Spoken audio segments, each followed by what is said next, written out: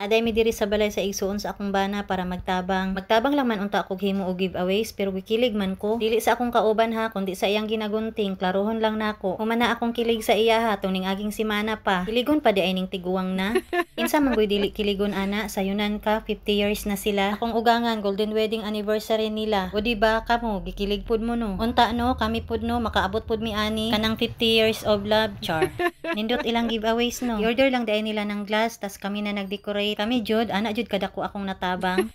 Grabe no pati picture nila naabtan og 50 years. Duha day ni ka-design ilang giveaways. Kaning isa diamond tas tong isa heart tas back to back ang mga message tas ang pictures tas tong isa picture nila kauban ang mga anak kauban ang mga fruits of 50 years of love char. Tas maud ay ni ilang invitation. Sila lang pud nagamaan ni hawod kaayo no. Sa dihang araw na ng kasal. Nauna na daig make up ang bride to araay katulugon. Uban kanya-kanya na lag make up. Ang uban nag-hire jud sila mag make up. Wala ra kaayo nagkara-kara kay alas 3 pa man sa hapon ang kasal. Taas pa kaayong oras para mag-prepare. Tas mao dining suoton sa mga gwapo, tas tong sa pika sa mga gwapa. Ipangandaman jud ni nila manay og niyan yan. Kailis na day among bata, bagay man di ay dong. Murag katong lolo nga pensyonado. Tas si tiya nga giayusan sa iyang mama. Pintaha jud ay ning makainahan kag artehon no. Kay makasave jud ka sa gasto. Tas ako kay ubri lang ko magpaayos. May nang sa atong anak lang kay pwede ta makadiman. Kung dili matarong pwede ra nimo hapakon. Kaysa dito sa ilaha magbayad pa ka, dili pa ka sigurado kung mauyonan nimo. Maupay sablig daan tag nawong nya maparehas lang atong isa nga ingon niya mura daw siya gikumot og 7 kayawa.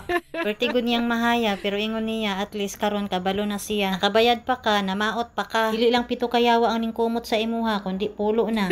O pa, gwapa daw ko oy ingon sa akong mama. Pero kani jud siya ang pinakagwapa na alasan gud ang lola. Pilingon pud na kaayo siya liwat sa iyang mama.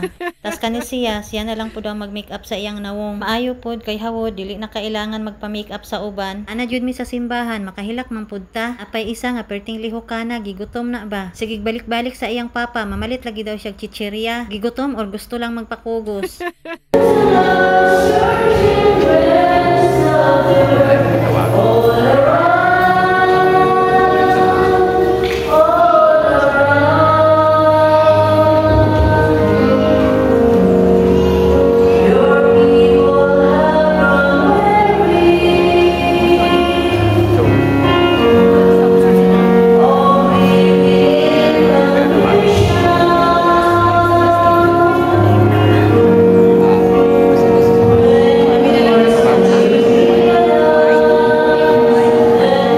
Kagwapo na lang sa among ring bearer. Karon lang na videohan kay wala nakabantay ang inahan ganiha. May na lang wala ning tukar ang sapot. Saputon pud baya na siya liwat sa iyang mama. Kabalo pud siya nga bawal magpasapot-sapot karong panahona. Kabalo pud siya nga dili jud pwede maskin didto pa sa iyang ate. Gawas na lang jud kadong dito ipagawas imong gibati.